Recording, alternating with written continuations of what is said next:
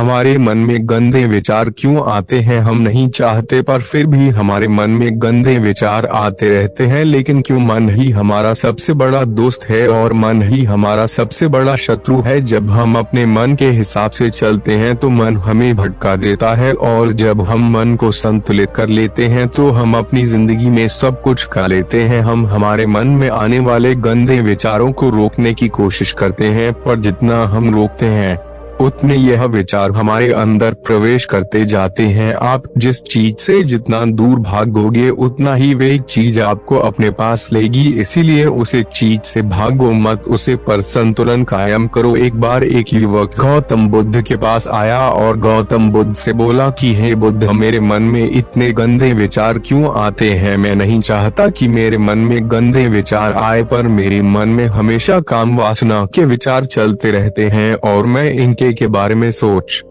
सोच कर बहुत परेशान हूँ। मेरी ऊर्जा और समय यह सब सोचने में ही नष्ट हो जाता है, और इन सब के विचारों की वजह से मैं कभी भी शांत नहीं रह पाता और मैं हमेशा ही स्त्रियों को देखकर मोहित हो जाता हूँ। अपने आप को रोक ही नहीं पाता। बुधवार मुस्कुराए और उन्होंने उसे युवक से पूछा, क्या तुम्हें पता है यह काम वासना होती क्या है? फिर लड़के ने उत्तर दिया और कहा, बुद्ध, मैं यह तो नहीं जानता कि काम वासना होती क्या है, पर हाँ, ये जो भी है बहुत बुरी चीज है। फिर बुद्ध ने उसे युवक से कहा कि सबसे पहले तो तुम यह समझना है कि प्राकृतिक रूप से जो भी चीज हमारे अंदर है वह बुरी नहीं है।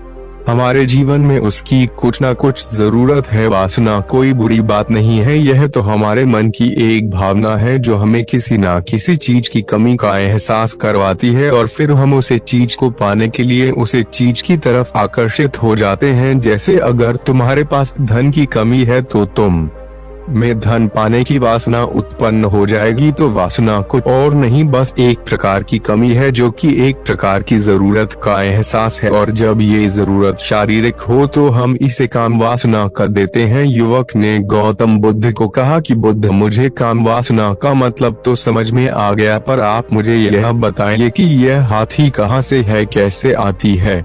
यह गौतम बुद्ध ने कहा कि काम वासना कहीं से आती नहीं है, यह तो हमारे अंदर ही होती है, और इसका होना तो जरूरी भी है, तभी तो मानव जाति का विस्तार होगा। युवक ने कहा, जब यह हमारे अंदर ही है और जरूरी भी है तो फिर लोग इसे गलत क्यों बोलते हैं? बुद्ध ने कहा कि यही तो समस्या है, लोगों ने काम वासना को गलत तरीके से सोच लिया है, इसे छिपाने की दबाने की कोशिश करते हैं। काम वासना गलत नहीं है, बल्कि काम वासना का गलत तरीके से प्रयोग करना गलत बात है। लोग जिससे प्रेम करते हैं बस उसी के लिए जीने लग जाते हैं, उसे पाना ही अपना लक्ष्य बना लेते हैं और उसी के बारे में हमेशा सोचते रहते हैं, पर यह सब गलत है। बुद्ध ने युवक से कहा, क्या तुम्हें पता है जानवरों में भी काम वासना होती है? युवक ने उत्तर दिया, हाँ बुद्ध, जानवरों में भी काम वासना होती है, क्योंकि जानवर भी तो आखिर अपनी पीढ़ी को आगे बढ़ाएंगे। बुद्ध ने कहा, तो फिर हम जानवरों की काम वासना को गलत क्यों नहीं कहते? युवक ने कहा, मुझे नहीं पता महात्मा, आप ही मुझे बताइए। गौतम बुद्ध ने कहा कि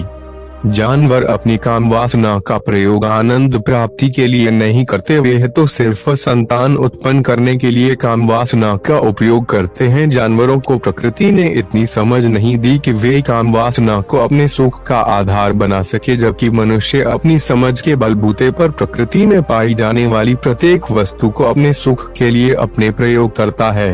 हम इंसानों ने ही काम वासना को अपने सुख का साधन बना लिया है, जबकि प्रकृति ने तो हमें अपने वंश को आगे बढ़ाने के लिए दिया था, लेकिन इंसानों ने इसे अपने जीवन का परम लक्ष्य बना रखा है, और इस तरह से काम वासना का बेलगाम हो जाना गलत है। युवक ने मुझसे पूछा, महात्मा जी, ये काम वासना हम पर हावी क्यों होती है, क्यों यह बेलगाम हो जाती है? तब गौतम बुद्ध ने कहा कि सुनो, अब जो मैं तुम्हें बताऊंगा उसे तुम ध्यान पूर्वक सुनना। काम वासना का सारा खेल तुम्हें समझ ही जाएगा, तुम्हें तुम्हारे सारे सवालों का जवाब मिल जाएगा, बस तुम्हें ध्यान से सुनकर समझना है। फिर गौतम बुद्ध युवक को बताना शुरू करते हैं। एक बार की बात है, एक आश्रम में गुरुवार और उनके शिष्य रहा करते थे, जिससे रोजाना आश्रम के बाहर स्थित गांव में दीक्षा लेने के लिए जाते थे। उसे आश्रम का एक शिष्य जिस गांव में भिक्षा लेने जाता था, उसे रास्ते में एक नदी पद्धति थी, जिससे रोज उसी रास्ते से भिक्षा लेने जाता था।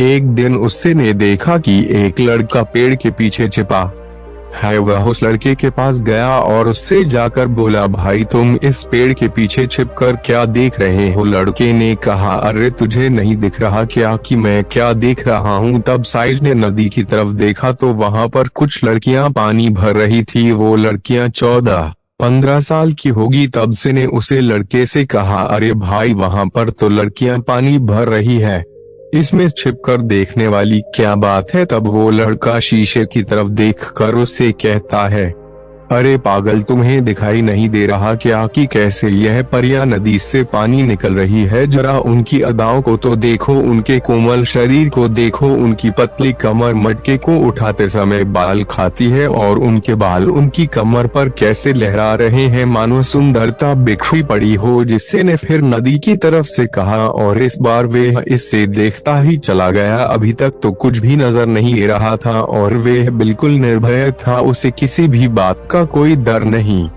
था। लेकिन अब वो छिपने लगा और उन लड़कियों को देखने लगा जैसे उसने कोई अपराध कर दिया हो। और जब वो छिपकर उन लड़कियों को देख रहा था, तभी वो अचानक अंदर से खौफ गया और उसने कहा कि ये मैं क्या कर रहा हूँ? मैं जो कर रहा हूँ वो सही नहीं है, मुझे यहाँ से चले जाना चाहिए। और फिर वह जल्दी से वहाँ से चला गया। वो आश्रम पहुँच जाता है। आश्रम जाकर वो अपने कार्यों में लग गया, लेकिन जो अभी वह देख कर आया था वही उसकी आंखों के सामने बार बार आ रहा था। उसके मन में वही दृश्य चल रहा था, उसका मन वही सब कुछ देखने के लिए लड़ाई हो रहा था। उसका किसी भी काम में मन नहीं लग रहा था। सुबह होते ही वह रोज जल्दी ही भिक्षा के लिए आश्रम से निकल जाता और उसे नदी के पास वाले पेड़ के पास जाता, जहाँ पर वह लड़का पहले से मौजूद रहता था। उसके साथ मिलकर लड़कियों को छुप छुप कर देखता था।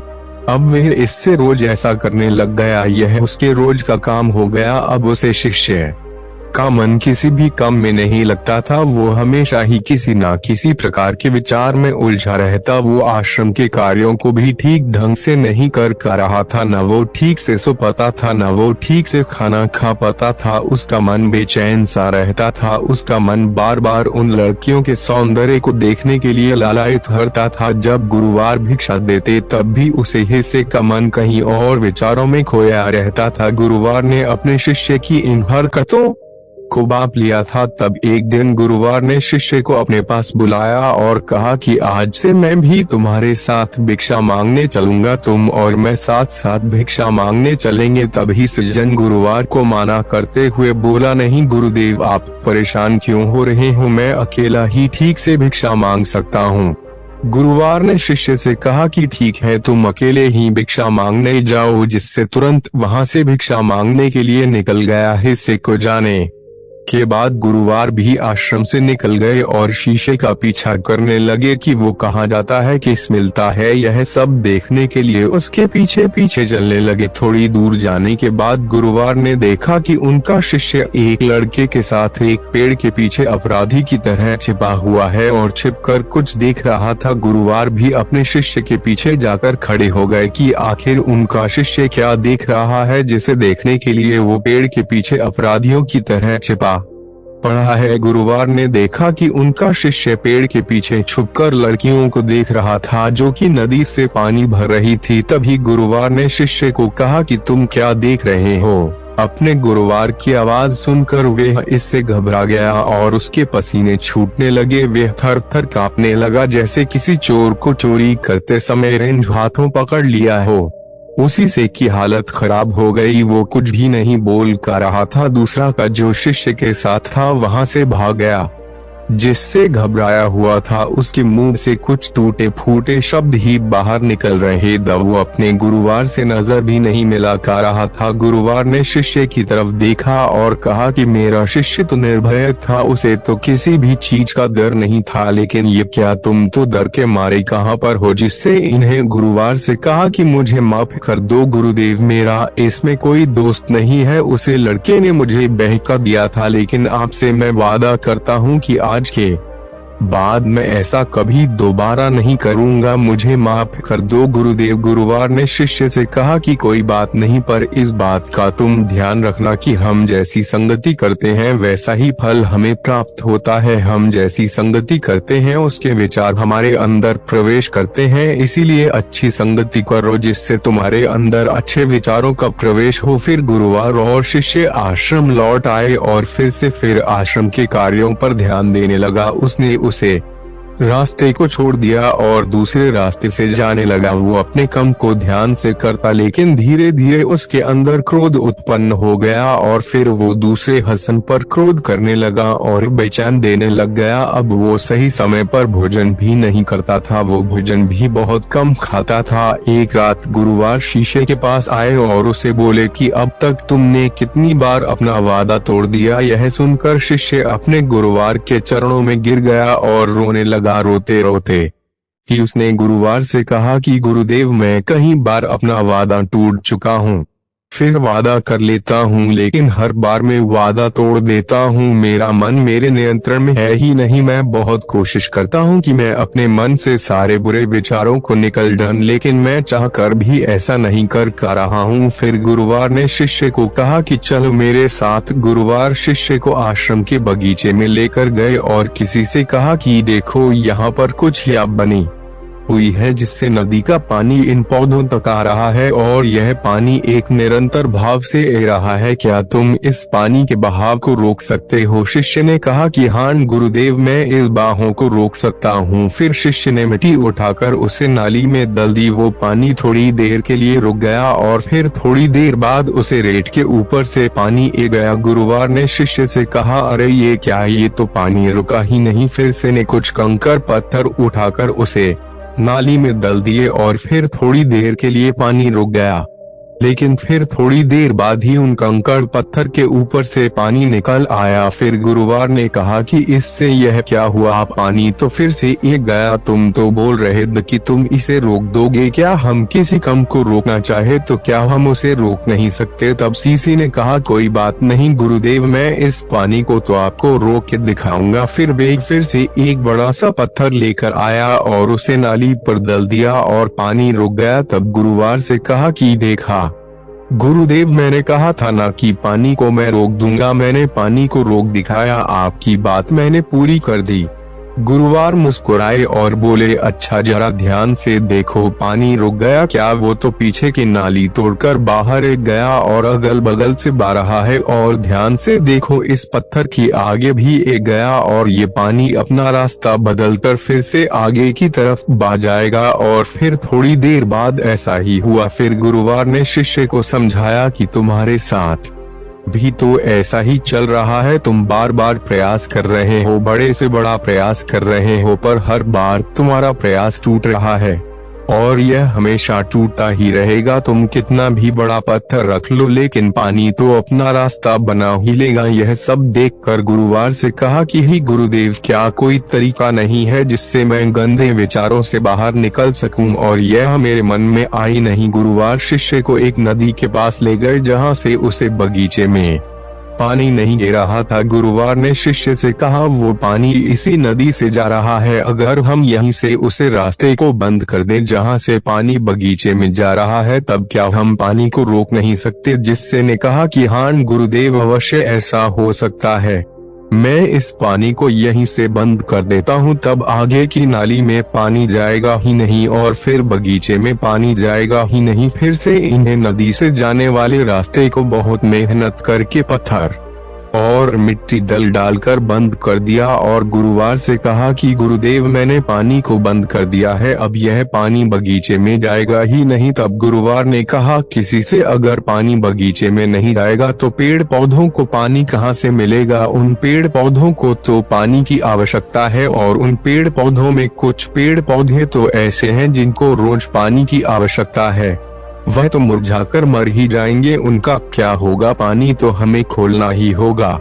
जिससे ने गुरुवार की बात सुनकर वापस नदी से जाने वाले पानी का रास्ता खोल दिया। तब गुरुवार ने शिष्य से पूछा जिससे अगर हम इस नदी के पूरे पानी को बगीचे की तरफ मोड़ दे तो क्या होगा? तब साईं जवाब दिया कि गुरुदेव वहाँ पर जितने भी पेड़ पौधे हैं वो गल कर नष्ट हो जाएंगे, वहाँ पर कुछ नहीं बचेगा। फिर गुरुवार मुस्कुराए और बोले तुम इस बात को समझो कि हमें किसी भी चीज को रोकना नहीं है, बस हमें हमेशा संतुलन बनाए रखना है। कम पानी से भी पौधे नष्ट होते हैं और ज्यादा पानी से भी पौधे नष्ट होते हैं, हमारा जीवन संतुलन से ही चलता है। गुरुवार ने शिष्य से कहा कि अगर मैं तुम्हें कुछ कहूँ कि तुम आम के बारे में मत सोचो तो तुम्हारे मन में सबसे पहले किसका चित्र आएगा? शिष्य ने कहा कि गुरुदेव मेरे मन में तो पहला चित्र आम का ही आएगा। गुरुवार ने कहा कि जब हम गंदे विचारों को जबरदस्ती रोकने का प्रयास करते हैं तो वे और मजबूती के साथ हमारे अंदर प्रवेश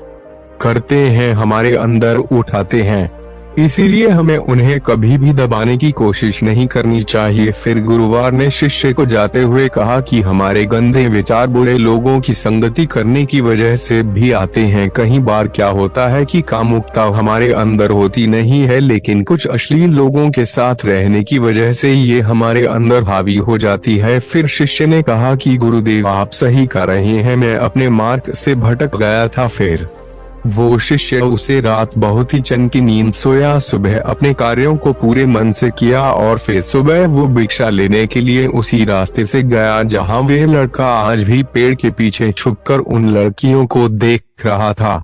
वो शिष्य नदी पर गया जहाँ वे लड़कियां पानी भर रही थी, उसने उन लड़कियों से पानी मंगा। उन लड़कियों में से एक लड़की ने उसे पानी पिलाया और उसे सन्यासी शिष्य के चरण छुए। शिष्य ने उसे आशीर्वाद दिया कि तुम्हारा कल्याण हो, जिससे का मन सकारात्मक ऊर्जा से भर गया। उसके चेहरे पर मुस्कान आ गई थी, जैसे कि उसे कुछ खोया हुआ वापस मिल गया हो। वे वापस अपने रास्ते से जाने लगा, तभी पीछे से वे लड़का आ गया जो पेड़ के पीछे छुपा हुआ था। वे शीशे के पास आया और बोला कि क्या बात है, आज तो तुमने नजदीक से दर्शन कर लिए, तुम तो मुझसे भी आगे निकले। तब शिष्य ने कहा कि हम हमेशा दूसरे के दर्शन करने में ही व्यस्त रहते हैं, अपने दर्शन कर ही नहीं पाते। तुम कब तक इस पेड़ के पीछे छुपाते रहोगे? किसी को पसंद कर लो, उससे बोल दो, अगर वो भी तुम्हें पसंद करती है तो शादी कर लो और उससे पहले तुम कुछ बन जाओ, अपने आप को पहचान लो, ऐसे अपना समय बर्बाद मत करो। फिर वे लड़का रोज उससे मिलने लगा और उसे लड़के ने नदी पर जाना छोड़ दिया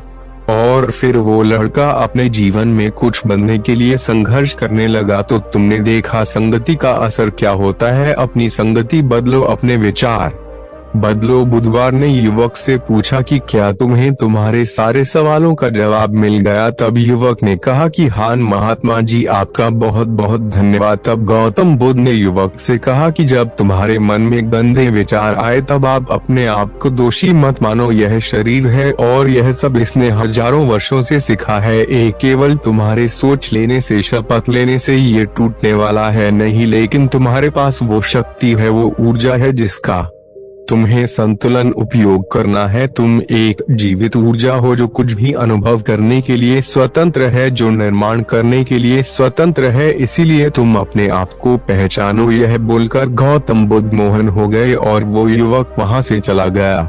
ऐसी ही पावरफुल वीडियो आगे देख